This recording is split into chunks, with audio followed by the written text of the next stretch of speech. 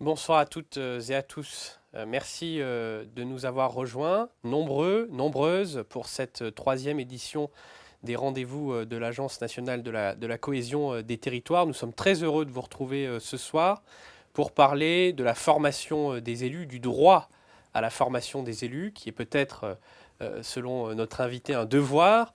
Et pour ce faire, nous avons comme invité d'honneur Madame Isabelle Le Callennec, qui est maire de Vitré et présidente de Vitré Communauté, qui nous exposera tout à l'heure sa politique et sa vision des choses en matière de formation des élus. Mais peut-être pour commencer, je vous propose de vous présenter un projet que porte l'agence avec deux de ses partenaires, Sciences Po Exécutive Éducation et la Banque des Territoires, qui s'appelle l'Académie des Territoires et qui consiste justement à proposer aux élus des modules de formation sur les sujets de transition et de résilience. Donc quelques explications peut-être pour commencer cette édition des rendez-vous de l'agence, après quoi Isabelle Le Callennec s'exprimera, et puis on prendra bien sûr en direct, grâce à ma collègue Danaï qui est avec moi, vos questions, et on essaiera autant que faire se peut d'y apporter des réponses. Alors peut-être avant de vous parler plus directement de cette Académie des territoires, vous donner quelques éléments sur l'ANCT, pour ceux qui ne seraient pas totalement au fait. C'est un objet nouveau dans le paysage de l'action publique. L'Agence nationale de la cohésion des territoires, elle a été créée le 1er janvier 2020. Et comme le proclame la banderole que vous avez ici, c'est l'agence au service des collectivités et des projets de territoire. Elle a trois, modes d'intervention principaux. Le premier, vous les connaissez assez bien, ce sont les programmes d'appui. Euh, Action Cœur de Ville, Petite Ville de demain, qui vient de se lancer pour 1000 villes sur le territoire français. Territoire d'industrie, donc ce sont des programmes nationaux d'appui qui font travailler tous les acteurs, publics et privés, au service de l'ingénierie locale. Deuxième mode d'action, ce sont les contractualisations, le suivi, la gouvernance des contrats, avec une actualité forte au premier semestre 2021 autour des contrats de relance et de transition écologique, les CRTE. Et puis la troisième gamme d'intervention, c'est ce qu'on appelle le sur-mesure, c'est-à-dire l'accompagnement des collectivités en ingénierie, que ce soit à travers nos contrats cadres, qui sont des marchés publics d'ingénierie mis au service des collectivités qui sont, comme on dit, carencées, qui sont en besoin d'ingénierie, ou des services que nous construisons directement sous la forme d'une offre de services, parmi lesquels on trouve la formation des élus.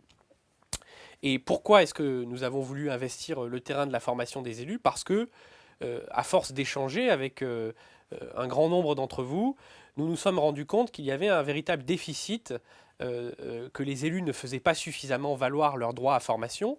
Un rapport gouvernemental du début d'année d'ailleurs a montré que moins de 3% des élus locaux faisaient valoir leurs droits à formation, et que, en particulier, les élus des petites communes, les élus des villes moyennes, les élus des quartiers prioritaires politiques de la ville étaient moins représentés, bénéficiaient moins des droits à formation que les autres.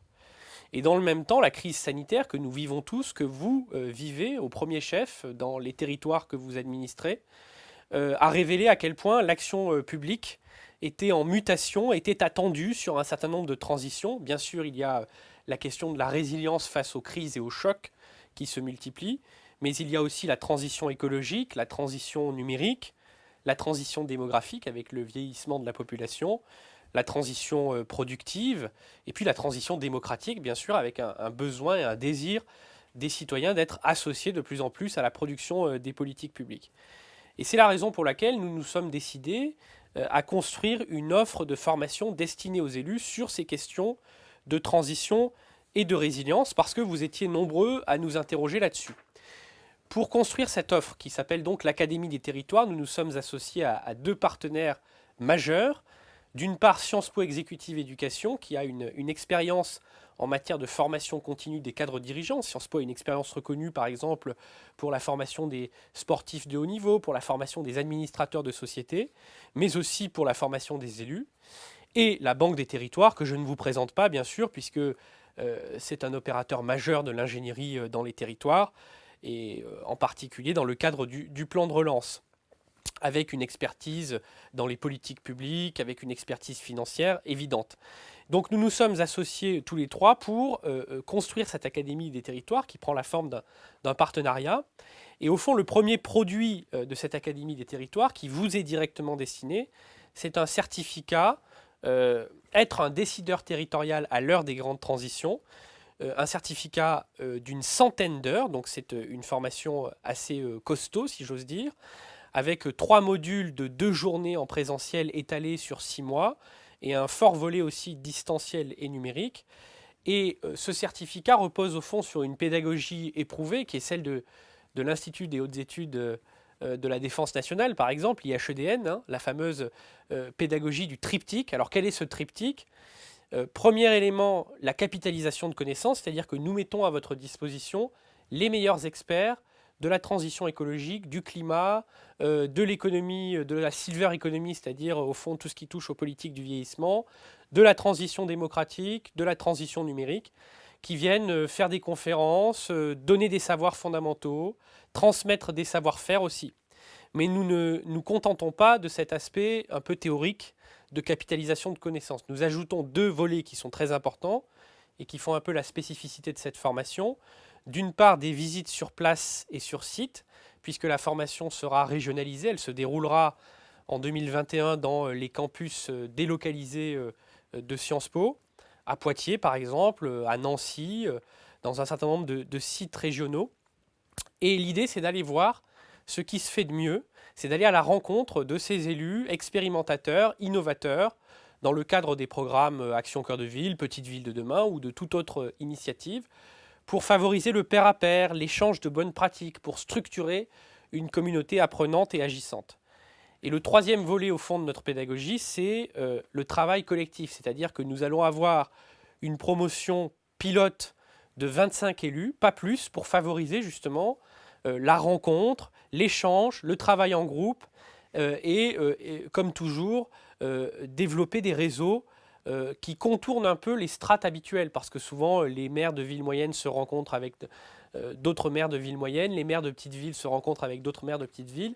L'idée de l'Académie des territoires, c'est de mélanger au fond des élus de tout type de territoire pour justement favoriser cette fertilisation d'expériences et d'horizons très différents autour des mêmes problématiques, qui sont les problématiques de transition.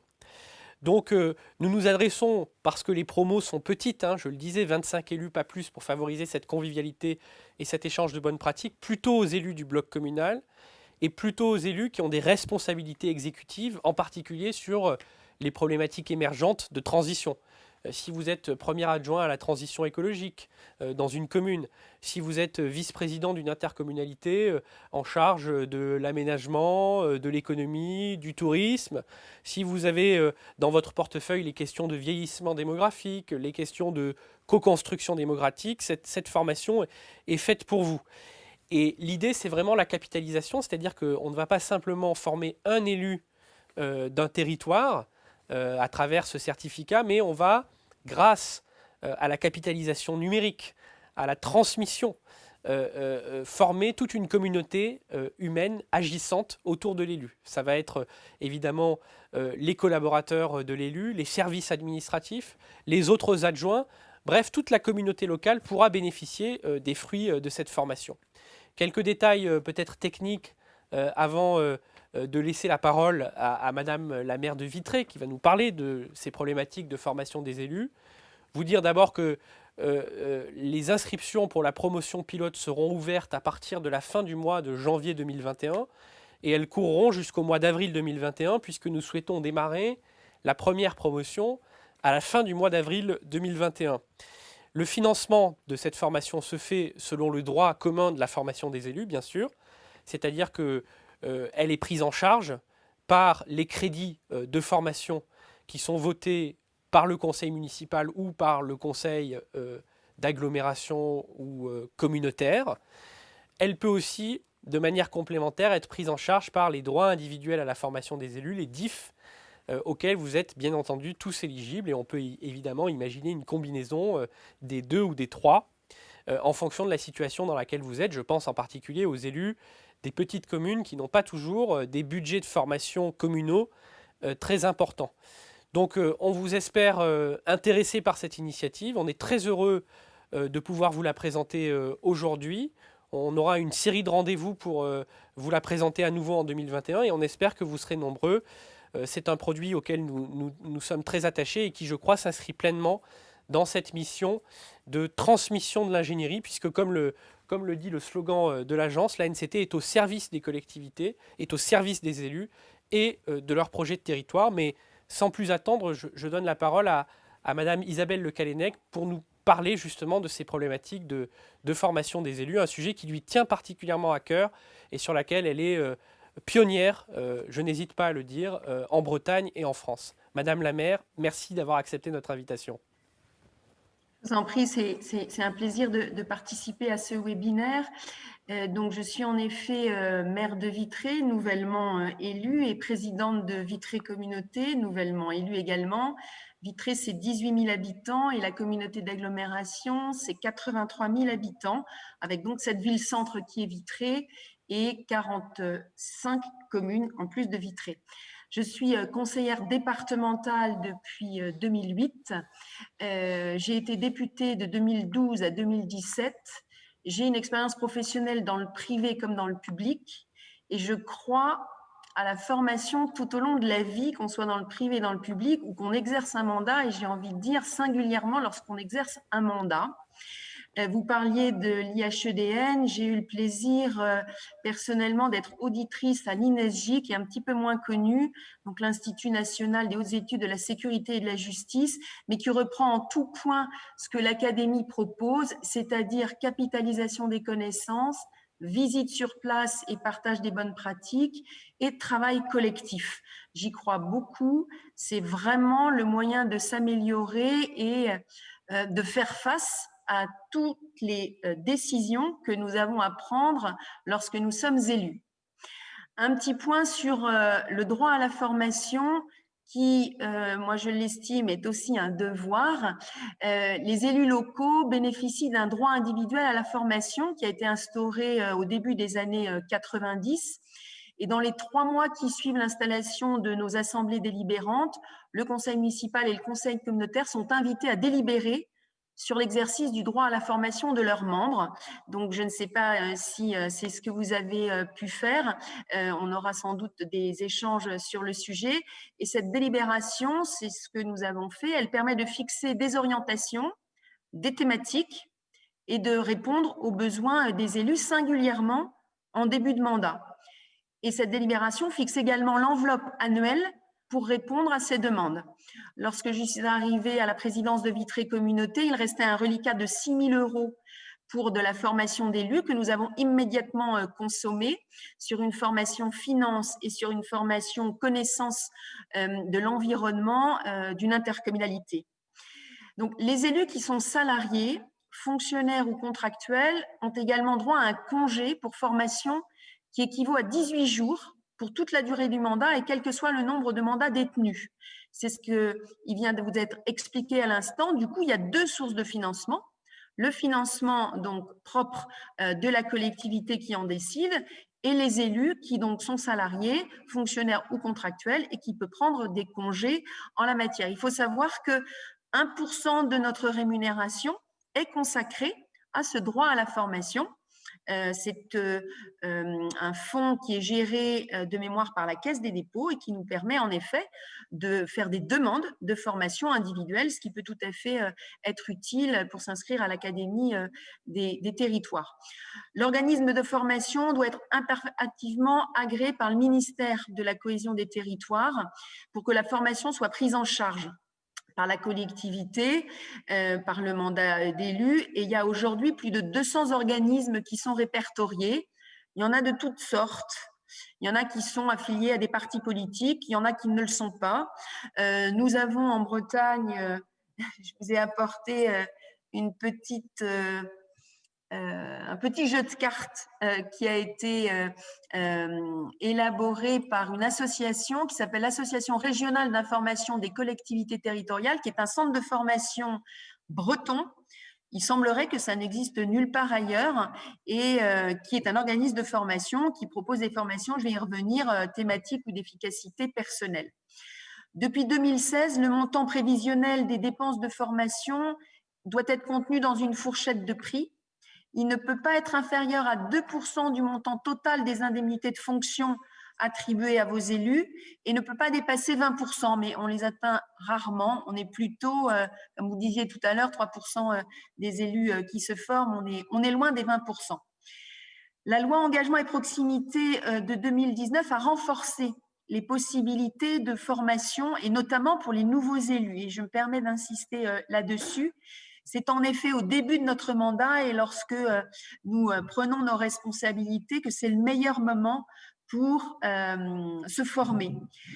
Lors de la première année du mandat, les élus ayant reçu une délégation doivent même obligatoirement suivre une formation. L'objectif est bien évidemment de les aider au mieux à aborder les enjeux de leur mandat et le fonctionnement des collectivités concernées. En fait, si je crois beaucoup à la formation, c'est que vous savez que nous sommes élus, que nous travaillons avec des services et que moi, je ne vois qu'avantage à ce qu'on améliore nos connaissances. Le dialogue avec les services n'en est que plus riche. Les experts des domaines, ce sont les services, nos directeurs, nos agents, les chefs de service. Mais si on a une connaissance des sujets que l'on aborde avec eux, on aura, à mon avis, une action publique qui sera beaucoup plus efficace. Alors, qu'est-ce qu'on a fait sur Vitré? Donc, je vous disais, j'ai été élue maire de Vitré, comme vous, en responsabilité seulement au mois de mai. Nous avons délibéré dès le 20 juillet pour voter un budget pour la formation des élus. Donc, pour la fin 2020, nous avons acté de travailler en mode projet au fil des demandes faites par les élus de la majorité et de la minorité, puisque la majorité et minorité ont bien évidemment droit à cette formation. Et nous avons voté une enveloppe annuelle de 10 000 € pour démontrer notre volontarisme et l'intérêt. Et nous avons à la ville de Vitré proposé 2 formations, dont une aux finances, puisque ça commence quand même par ça, parce que beaucoup de choses passent par les finances, et quand on fait une formation aux finances, on est obligé d'aborder en fait tous les champs d'intervention d'une commune. Et ces formations ont été proposées à la fois à la majorité et la minorité. On est 33 conseillers municipaux à Vitré, nous sommes 27 de la majorité, il y a 3 groupes de 2, mais les formations, nous les avons faites ensemble. C'est un choix qui a été délibéré sur notamment cette question des finances. Quant à Vitré Communauté, je vous en parlais tout à l'heure, nous avons décidé en fait d'adhérer à cet organisme que je vous citais, qui est l'ARIC, ce qui va permettre aux communes plus rurales de bénéficier de tarifs préférentiels lorsque les élus voudront s'inscrire à une formation. Ça nous est apparu important parce que, comme ça a été dit, souvent les communes rurales, les plus petites communes, n'inscrivent pas leurs élus à ces formations parce qu'elles ont un coût. Et il nous est apparu que c'était tellement important qu'il fallait que Vitré Communauté mette la main à la poche et adhère donc à cet organisme. Donc, nous adhérons l'année prochaine, en 2021, à hauteur de 12 000 €, ce qui permettra à toutes les communes de Vitré Communauté d'avoir des tarifs préférentiels lorsqu'elles inscriront leurs élus à ces formations.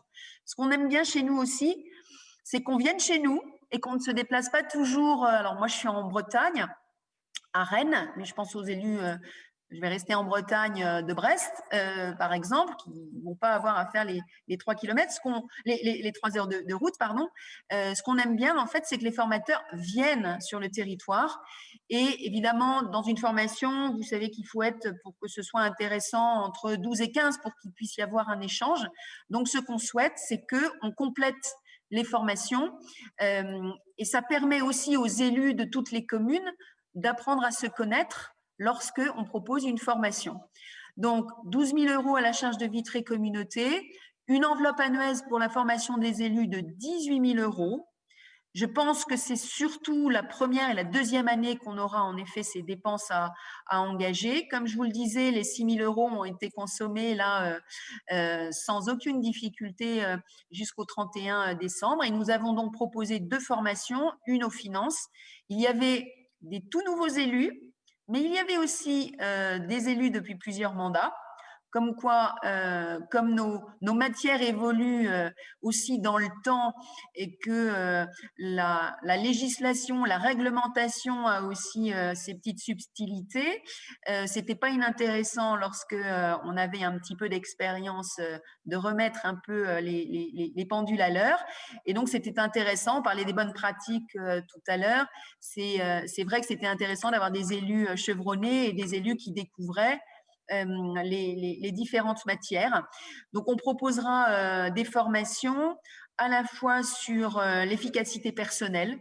Ça peut être très important pour de nouveaux élus. Dans certaines communes, certains se sont retrouvés élus maires sans forcément l'avoir cherché. Donc, ceux-là, ils ont en général besoin d'être rassurés et d'avoir quelques formations à ce qu'on appelle l'efficacité personnelle, la prise de parole en public, l'animation de réunions, c'est très important.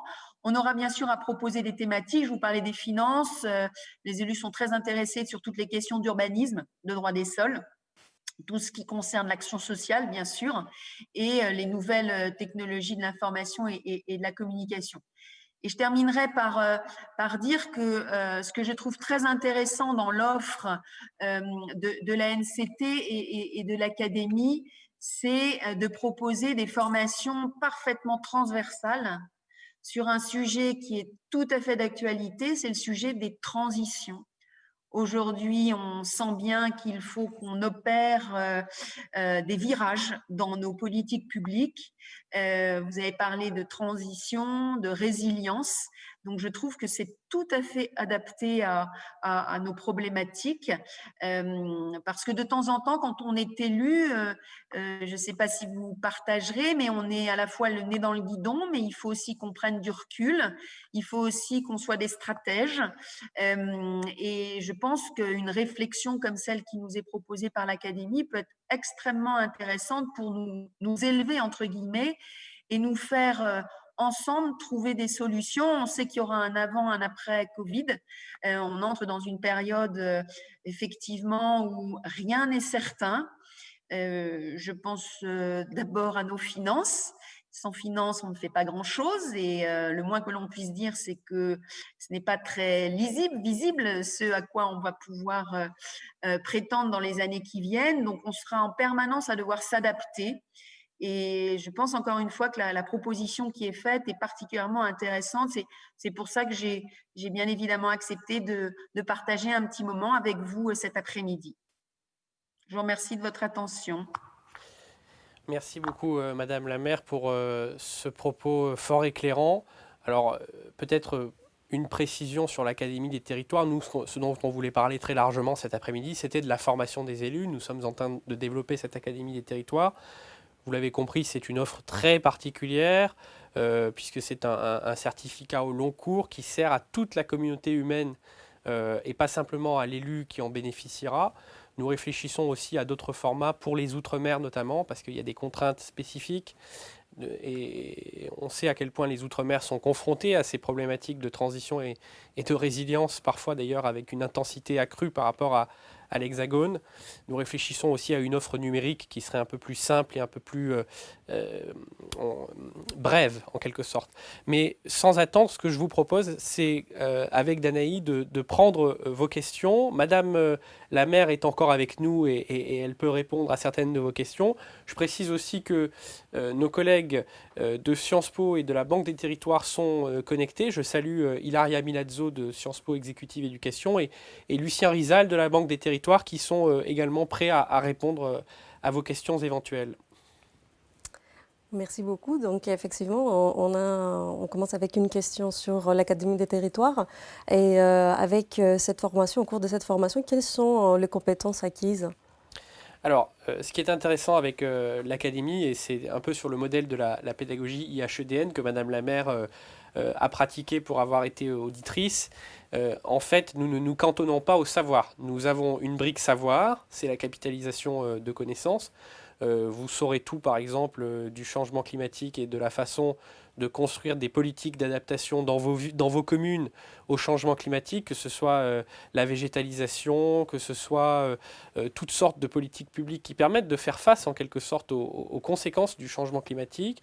Vous saurez comment construire des programmes destinés aux personnes âgées dépendantes dans des territoires qui sont marqués par un vieillissement démographique important.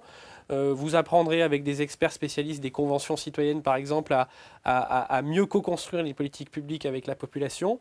Mais à côté de ces apports, en quelque sorte, de savoir, nous allons aussi développer toute une dimension de savoir-faire. C'est-à-dire que, en réalité, le plus, à mon avis, de cette formation, c'est que vous allez sur site rencontrer des élus, des expérimentateurs, des défricheurs, des élus qui ont réussi dans certains domaines et qui sont aujourd'hui capables de transmettre des politiques publiques, de transmettre des savoir-faire, de transmettre des modes de faire.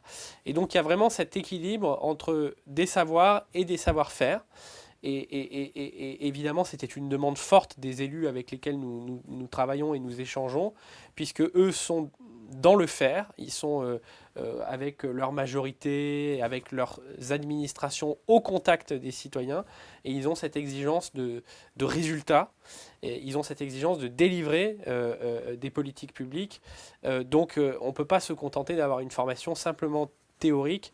On a vraiment voulu prendre le contre-pied de ça et proposer une formation très, très pratique. Donc par exemple, il y a tout un module qui est consacré à la mobilisation des ressources financières, à la mobilisation d'un certain nombre de savoir-faire juridiques aussi pour déclencher, aller chercher des enveloppes, solliciter des appels à projets, aller chercher les bons outils financiers, même au niveau européen par exemple avec les fonds européens, pour mettre en œuvre des politiques publiques locales. Peut-être on peut prendre encore une question sur l'Académie des territoires avant de poser une autre question à destination de Madame la maire. On a une question d'un maire d'une commune de 1200 habitants et qui se pose la question s'il peut candidater. Et il voudrait savoir exactement plus généralement sur quels critères les candidatures sont-elles retenues. Alors, à ce stade, comme on est en phase expérimentale du développement du projet, on n'a pas de ciblage particulier, si ce n'est qu'on s'adresse d'abord aux élus du bloc communal. On s'adresse à des élus, maires ou adjoints ou vice-présidents d'intercommunalités qui ont des responsabilités exécutives. Parce que comme les promotions sont très réduites, on ne peut pas ouvrir aux 500 000 élus du bloc communal. Aux élus qui, comme je le disais tout à l'heure, sont exposés à ces problématiques, que ce soit la transition écologique, le vieillissement démographique, les nouvelles solidarités, la santé. Donc c'est un champ qui est tout de même très large. Et notre cible prioritaire, c'est bien sûr les élus des villes moyennes ou des petites villes, les élus de la ruralité, bref, ceux qui ont le plus fort besoin de formation en réalité, parce qu'ils sont confrontés à des problématiques d'action publique majeures, mais qui ont beaucoup moins accès aux ressources, à la formation, au cabinet de conseil, comme l'avait montré le rapport dont je parlais tout à l'heure. Alors ensuite se pose bien sûr la question du financement. Nous sommes en dessous du plafond de 100 € de l'heure, mais comme c'est un certificat au long cours, ça peut engendrer des coûts qui sont importants. Eh bien, la solution, c'est un peu ce qu'indiquait Madame Le Callennec tout à l'heure, c'est parfois de combiner à la fois des crédits de la commune, mais si c'est une petite commune et que ces crédits ne sont pas très importants, on peut compléter avec les crédits formation de l'intercommunalité. Partout, les présidents d'intercommunalité trouvent des solutions, adhèrent à des associations de formation, construisent des dispositifs. Donc c'est quelque chose qui se construit localement. Et puis il y a bien sûr ces droits individuels qui peuvent aussi être mobilisés en complément. Merci. Une question à destination de Madame la maire. Donc, qu'attendez-vous du réseau d'apprentissage entre pairs? Qu'est-ce que j'attends du réseau d'apprentissage? Oui, entre pairs. C'est cela? Oui, oui, Oui. oui, c'est bien Ah bah, ça. écoutez, moi, je n'y vois que des avantages. En fait, on s'aperçoit lorsqu'on est élu que l'on partage des préoccupations similaires et notamment en début de mandat, on gagne un temps infini à demander à ceux qui ont été confrontés aux mêmes problématiques comment ils ont procédé. Et lorsque ils ont trouvé la bonne solution, eh bien, encore une fois, on gagne du temps, donc parfois aussi de l'argent. Donc moi, je crois beaucoup à cela dès lors que dans les formations qui sont mises en place, chacun accepte le partage d'expériences.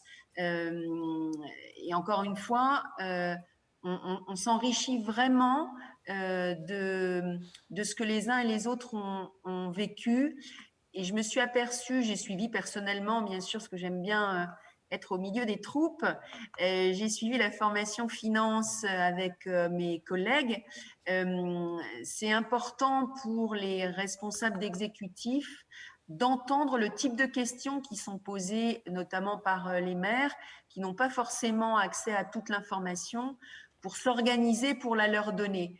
Et je pense qu'on ne peut prendre des bonnes décisions quand on est élu, et c'est quand même un peu notre métier de prendre des décisions, que si on est parfaitement éclairé. On n'est pas un expert en tout, mais on apprend à travers les formations à poser les bonnes questions et à n'en omettre aucune. Et c'est ces questions et les réponses qui nous sont apportées qui nous permettent d'arbitrer, parce qu'on en demande beaucoup en tant qu'élu, de faire des arbitrages. Donc voilà, moi je crois vraiment à cela, mais il faut avoir pour le coup des formateurs. Très important, la qualité des formateurs. Donc c'est là que le choix de l'organisme de formation est très important. Il faut vraiment vérifier la qualité des formateurs, quitte à prendre des renseignements sur eux. Moi, j'ai donc une petite expérience d'élu, j'ai suivi pas mal de formations, j'en ai vu des très bons, j'en ai vu des moins bons, j'en ai vu des très médiocres. Donc, c'est très important aussi de bien choisir les formateurs qui se mettent à la portée des formés. Et encore une fois, au début du mandat, on est un peu tous, on part un peu tous des mêmes bases. Donc, moi, je dis toujours qu'il n'y a aucune question rentrée. Il faut au contraire que justement les nouveaux élus puissent s'exprimer très librement, y compris sur des questions qui ont l'air évidentes pour d'autres. Mais si elles ne le sont pas, on n'embarquera pas tout le monde. J'imagine comme moi que vous allez devoir élaborer pour les présidents d'intercommunalités qui nous écoutent et les maires, hein, vos projets de territoire. On a aussi des pactes financiers et fiscaux à élaborer, à faire voter. Si on veut embarquer et faire adhérer un maximum de nos conseillers communautaires, il faut qu'il y ait absolument une connaissance de notre environnement et des choix que nous avons à faire. C'est pour ça que j'insistais aussi sur minorité, majorité. Je pense que c'est important aussi. Je vais vous citer mon exemple. Je suis donc dans la majorité à la ville et à l'agglo, mais je suis dans la minorité au conseil départemental d'Ille-et-Vilaine. Et j'observe que quand on n'est pas au courant, quand on ne sait pas, quand on ne nous informe pas, on est forcément moins enclin à accepter ce qui nous est proposé, tout simplement parce que on n'a pas l'information, on n'a pas la connaissance. Donc, je pense que pour les exécutifs, y compris les exécutifs majoritaires, c'est l'intérêt de tout le monde que chacun monte en compétences. Merci beaucoup.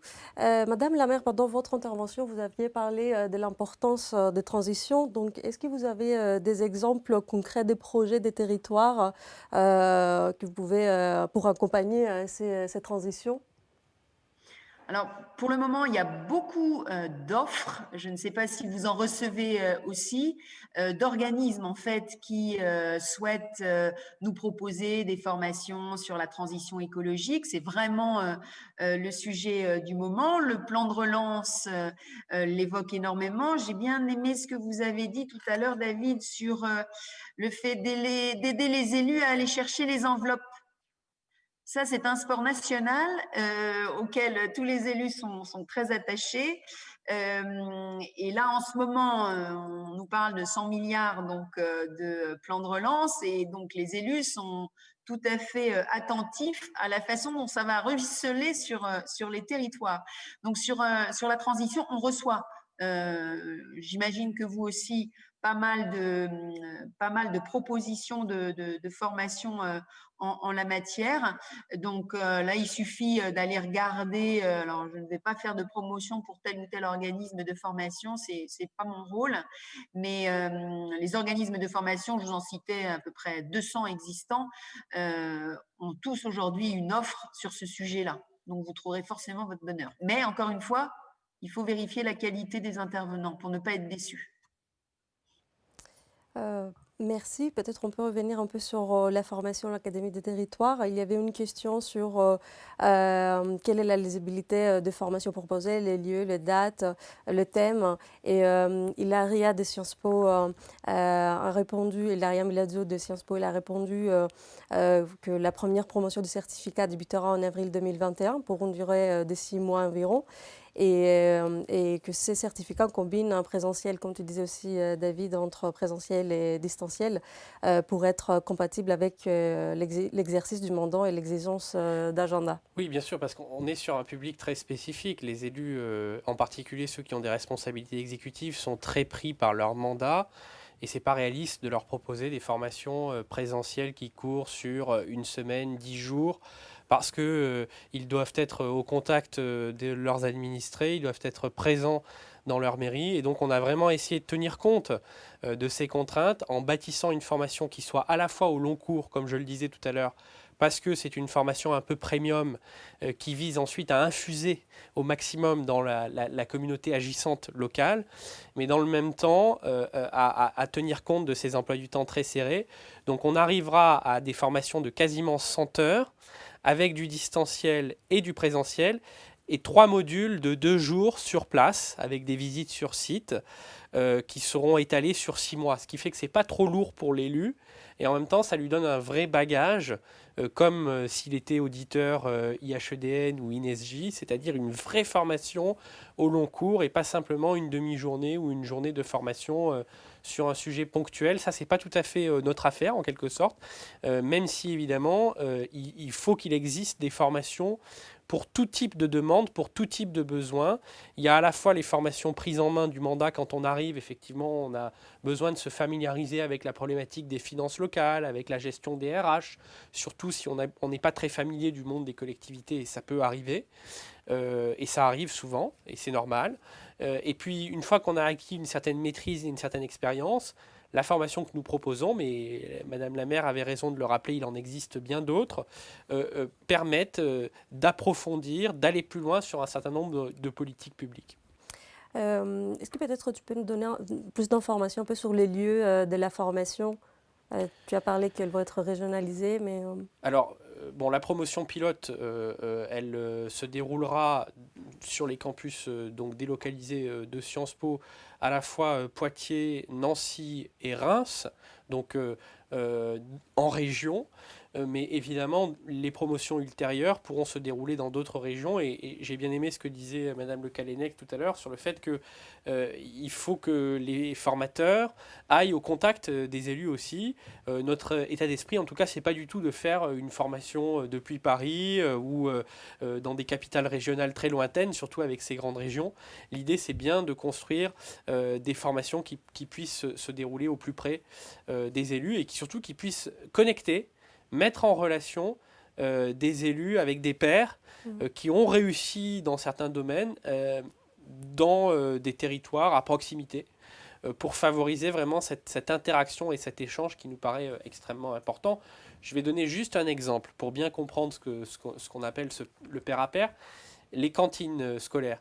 Beaucoup de candidats aux élections municipales ont proposé dans leur programme de mettre en place des circuits courts pour approvisionner leur cantine scolaire ou d'augmenter la part de la nourriture bio. Sauf que c'est une discussion qu'on a avec beaucoup de maires. Quand ils arrivent aux responsabilités, ils se rendent compte que c'est pas si simple parce que il faut souvent modifier la structure de la cuisine centrale, il faut former les personnels et puis surtout, il faut renégocier les relations avec les fournisseurs et avec les producteurs. Et quand on négocie avec des producteurs locaux ou avec des producteurs bio, c'est souvent des petites exploitations, donc c'est plus cher, donc il y a des surcoûts. Et ces surcoûts, ils se répercutent sur la collectivité et donc sur le contribuable. Il y a quelques communes qui ont développé une expertise incroyable parce qu'elles se sont lancées très tôt dans cette aventure. Je pense par exemple à la petite ville de Mouansartou. L'idée de notre formation, c'est justement de permettre aux élus de se connecter avec ces communes pionnières dans différents domaines et de pouvoir bénéficier en quelque sorte des effets d'apprentissage. C'est-à-dire ce qu'une commune a mis 5 ans ou 6 ans à bâtir en tâtonnant, nous on propose de le mettre à disposition d'autres élus pour avoir une sorte d'accélération et pas avoir le tâtonnement et les effets d'apprentissage qu'un expérimentateur peut avoir quand il défriche une politique publique. Je crois vraiment énormément à cet échange de bonnes pratiques. Et pour moi, le rôle de l'Agence nationale de cohésion des territoires et le rôle d'un État moderne en général, c'est plus d'être dans la verticalité surplombante en disant voilà ce qui est écrit dans la circulaire, il faut faire ceci ou cela, mais c'est tout à fait le contraire, c'est-à-dire de structurer l'échange de bonnes pratiques, de faciliter en quelque sorte, surtout quand on est sur des petites communes ou des villes moyennes qui n'ont pas forcément les moyens de disséminer ou d'essaimer en quelque sorte leur zone d'excellence dont elles sont fières. Et nous, on est dans la facilitation, on est dans l'essaimage. C'est ce qu'on fait avec nos programmes Action Cœur de Ville, Petite Ville de demain. Et c'est ce qu'on a l'ambition de faire aussi avec Sciences Po et la Banque des Territoires, avec cette Académie des Territoires. Merci. Et du coup, cette formation aussi, le vrai plus aussi, c'est qu'il aboutit aussi à une certification. Oui, c'est vrai que ce que je n'ai pas précisé, c'est que cette formation, comme c'est une formation un peu longue, type IHEDN ou INESJ, elle donne lieu à une certification de Sciences Po qui est à la fois valorisable par l'élu dans une éventuelle poursuite de carrière professionnelle, car tous les élus ne passeront pas toute leur carrière professionnelle en politique. Il y a des réorientations, on exerce 1, 2, 3 mandats et puis on reprend sa vie professionnelle. Madame Le Callennec, par exemple, nous disait qu'elle avait cette expérience à la fois du privé, du public et du mandat politique. Et donc c'est quelque chose qui est valorisable aussi sur une suite de parcours professionnels et c'est quelque chose qui est valorisable aussi par la collectivité au titre de la capitalisation des connaissances. Merci beaucoup. Du coup, une autre question pour Madame la maire. Vous avez parlé aussi de la résilience. Quelle recommandation pourriez-vous formuler pour un nouvel élu qui souhaite agir pour la résilience? C'est une vaste question. Je vais lui suggérer de suivre la formation de l'Académie. Non, mais je vous dis, c'est notre action aujourd'hui. Vous avez vu dans quel contexte on a pris nos fonctions. C'est en ça que c'est d'ailleurs très important de gagner du temps en s'appuyant sur les expériences de ceux qui marchent. Moi, j'y crois beaucoup.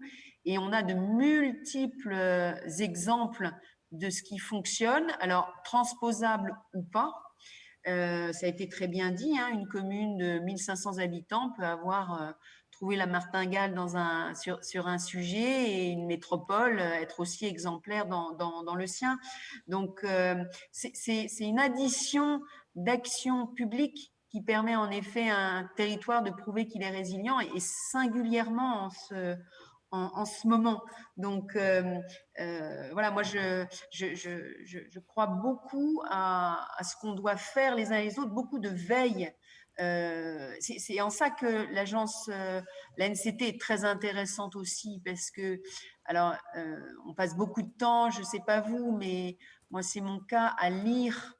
On reçoit tout un tas de revues et on voit bien qu'il y a des territoires qui sont plus résilients que d'autres. Alors, je ne voudrais pas citer le mien en exemple, mais un petit peu quand même, si.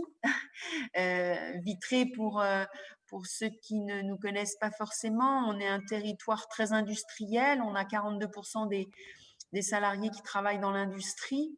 On a un taux de chômage qui est inférieur à 5%.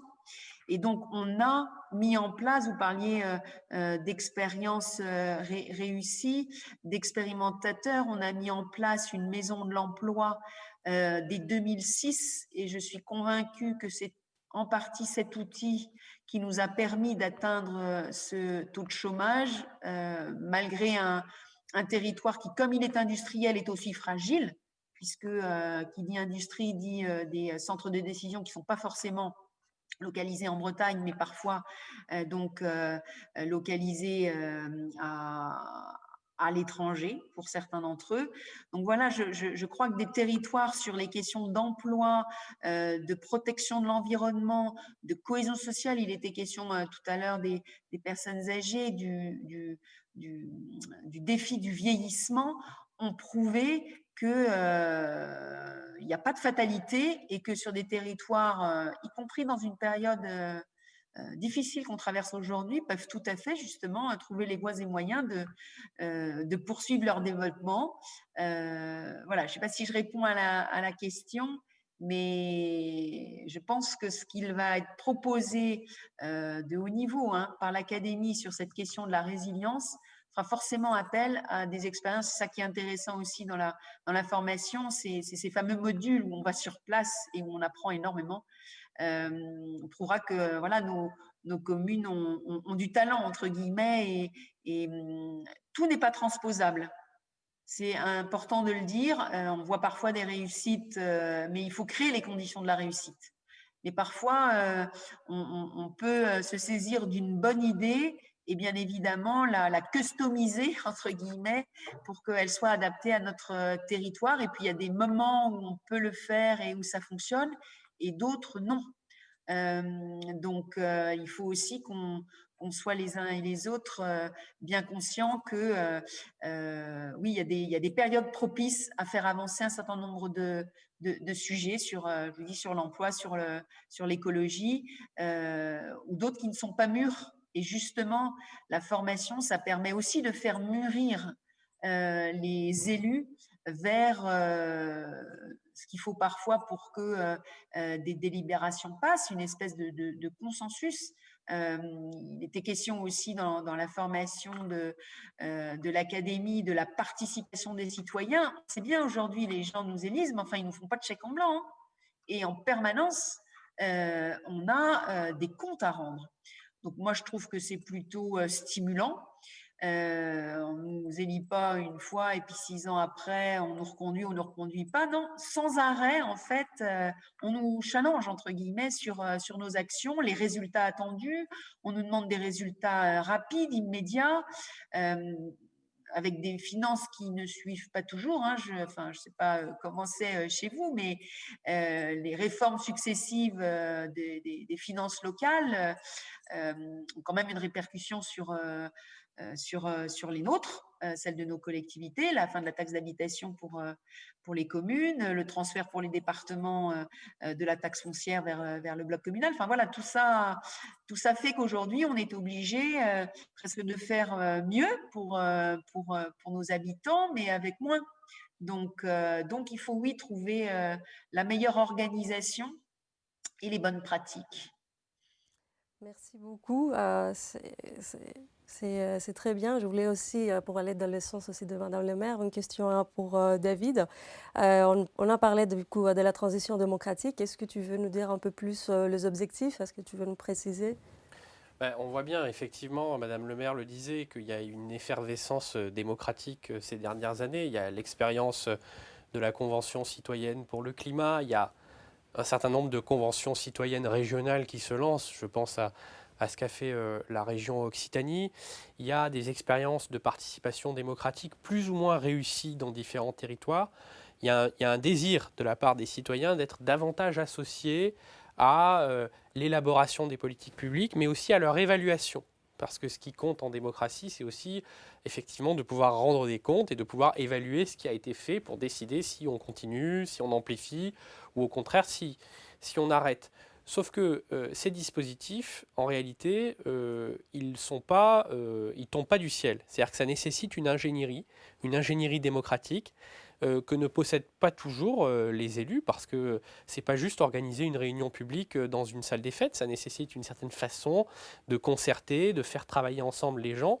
Et cette ingénierie, elle est d'autant plus nécessaire que on n'envisage pas la démocratie participative simplement comme une vague consultation où chacun va donner son avis sans réfléchir au fond aux contraintes budgétaires, juridiques. Si on veut vraiment associer les citoyens à l'élaboration des politiques publiques ou à leur évaluation, il faut aussi les former. Il ne s'agit pas que de formation des élus ou des techniciens, il y a aussi la formation des citoyens, notamment les sensibiliser aux problématiques budgétaires, quand on déploie un plan pour la petite enfance ou un plan de déplacement urbain, c'est financé avec les impôts locaux.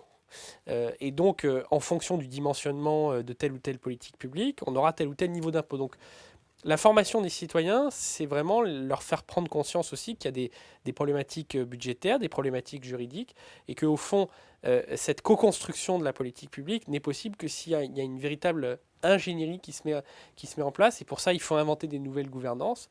Et pour ça, il y a un certain nombre d'expériences qui sont particulièrement intéressantes, toujours dans cette logique de pair à pair, sur laquelle nous avons envie de mettre des coups de projecteur dans le cadre de cette académie, et qui peuvent servir à plein d'élus qui ont envie de conduire des démarches similaires dans leur territoire.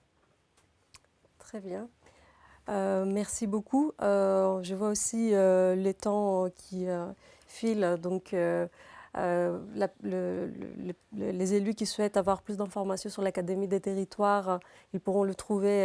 Il y a la plaquette aussi sur le site de l'ANCT et aussi poser la question sur notre adresse mail académie@anct.gouv.fr. Et aussi suivre les réseaux sociaux de l'ANCT. Je ne sais pas si vous voulez terminer cette intervention avec un mot de la fin.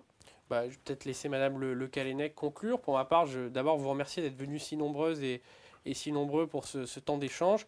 C'est vraiment utile, ces rendez-vous de l'agence. Vous dire qu'on est totalement mobilisé sur la formation des élus au-delà de notre académie, c'est-à-dire que nous, on souhaite que les élus puissent profiter de la formation parce que la formation fait partie de l'ingénierie que l'agence peut proposer aux collectivités territoriales. Il n'y a pas simplement de l'ingénierie financière ou de l'ingénierie juridique. Le transfert de compétences, l'échange de connaissances, l'échange de bonnes pratiques, ça fait partie de cette ingénierie émergente que justement l'agence peut contribuer à accélérer. Merci pour vos questions nombreuses. Merci aussi de votre invitation. Merci pour les questions. N'hésitez pas, pour ceux qui le souhaitent, à me contacter. Moi, je reste à votre disposition pour vous faire part de notre expérience sur la question de la formation. Et je propose à l'Académie, sur les déplacements, que Vitré puisse être un point de chute, parce qu'on a expérimenté un certain nombre de politiques. Je vous parlais de la Maison de l'Emploi, mais on a la chance aussi, je dis que c'est vraiment une chance d'être un territoire Action Cœur de Ville. Et grâce à Action Cœur de Ville, on a énormément fait évoluer aussi l'action publique pour redynamiser le cœur de ville. Donc, alors on est 222, hein, et vous n'avez que 3 lieux à choisir, je crois. Mais voilà, Vitré sera un plaisir d'accueillir la première ou la deuxième ou la troisième promotion de l'Académie. Merci beaucoup. On vous prend au mot, hein. Oh, mais alors là, allez-y. Merci beaucoup. Je vous en prie. Bonsoir à tous. Merci, au revoir. Au revoir.